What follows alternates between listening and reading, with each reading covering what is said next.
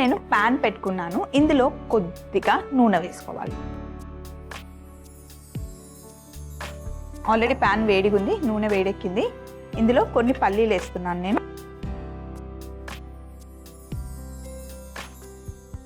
అలాగే అల్లం ముక్కలు, వెల్లుల్లి ముక్కలు,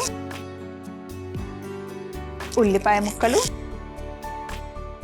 ఇంకా టమాటా ముక్కలు ఇవన్నీ వేసి చక్కగా మగ్గించుకోవాలన్నమాట.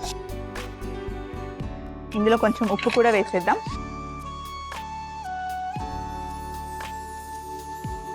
మూత పెట్టేస్తే దానికి అదే మగ్గుతూ ఉంటుంది. ఈలోపు ఇక్కడ బాండీలో ఆల్రెడీ నేను నూనె వేసి పెట్టుకున్నాను. నూనె వేడిగా అయింది. అయితే దొండకాయలు ఎప్పుడైనా సరే మనం మార్కెట్ నుండి తెచ్చుకునేటప్పుడు ఇలా సన్నగా పొడుగా ఉండాలండి. లావుగా చిన్నగా ఉన్న దొండకాయలు అంత బాగుండవు. దొండకాయ వేపుడు చేసినా, కర్రీ చేసినా, రైస్ చేసినా, ఏది చేసినా సరే దొండకాయలు సన్నగా ఉంటే బాగుంటుంది. ఇలా దొండకాయని గుత్తి దొండకాయ అంటే ఇలా 4 కట్ చేస్తాం కదా, ఒక దాంట్లో 4 భాగాలు కట్ చేస్తాం కదా, ఇలా కట్ చేసిన దాన్ని దొండకాయ బిర్యానీ కూడా చేస్తారండి. అది కూడా చాలా బాగుంటుంది. ఇప్పుడు ఇందులో మనం దొండకాయల్ని డీప్ ఫ్రై చేసుకోవాలన్నమాట.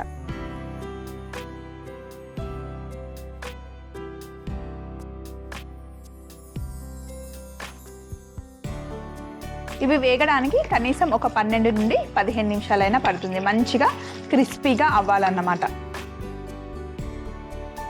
అయితే చాలా మంది చెప్తారు దొండకాయ ఎక్కువ తినకు, దొండకాయ తింటే మతిమరుపు వస్తుంది, అసలే నీకు మతిమరుపు అది ఇదే అని ఉంటూ ఉంటారు.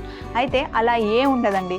రెగ్యులర్గా ఇంకా అదే పనిగా దొండకాయ తప్ప వేరే ఇంకా ఏది తినకపోతే అప్పుడు అలాంటి మతిమరుపులు అలా వస్తాయి. కానీ దొండకాయలో మంచి ఫుడ్ వాల్యూస్ ఉన్నాయన్నమాట. దొండకాయ ఎక్కువ తీసుకోవడం వల్ల స్కిన్ బాగుంటుంది, హెయిర్ బాగుంటుంది. అలాగే దొండకాయలో మంచి ఫైబర్ కూడా ఉంటుంది. కాబట్టి మనం వారంలో 1 లేదా 2 సార్లు దొండకాయ తీసుకోవచ్చు. ఉట్టి దొండకాయనే కాదు, ఏదైనా సరే రెగ్యులర్గా ఒకటే ఫుడ్ ఎప్పుడు తీసుకోకూడదు. అన్ని వెజిటేబుల్స్ రోజు ఒక్కొక్కటి తీసుకుంటే కనుక బాగుంటుంది. దొండకాయలు ఫ్రై అవుతూ ఉన్నాయి, క్రిస్పీగా అవ్వాలన్నమాట. మరి ఈలోపు మీ ఇష్టం ఉంటే మీరు పల్లీలు వేసుకోండి, లేదంటే జీడిపప్పు వేసుకున్నా కూడా బాగుంటుంది. ఇవి చక్కగా మగ్గిపోయాయి కదా.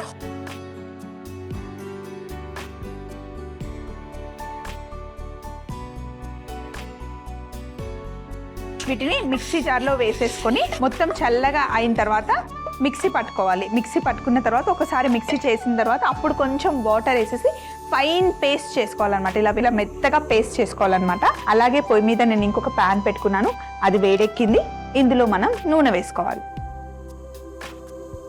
ముందు మనం ఆవాలు వేసుకోవాలి. ఎప్పుడు జీలకర్ర ఫస్ట్ వేయకూడదు, తాలింపులో ఆవాలు ఫస్ట్ వేయాలి. అలాగే ఇప్పుడు జీలకర్ర వేసాను.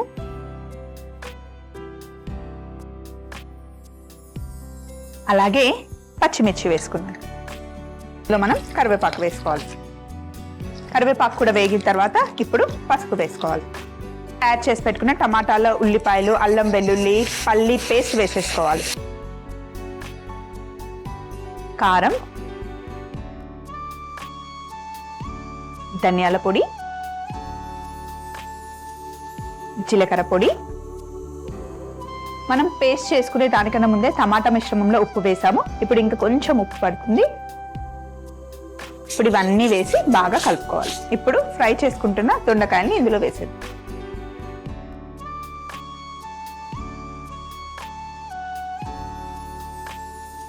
మసాలా గ్రేవీ కర్రీలో వేసుకోవాలి. పెట్టేసి ఒక 10 నిమిషాలు పైన నూనె తేలేంత వరకు మెల్లిగా ఉడికించుకోవాలన్నమాట. తర్వాత లాస్ట్లో మనం కొంచెం గరం మసాలా ఇంకా కొత్తిమీర యాడ్ చేస్తే సరిపోతుంది.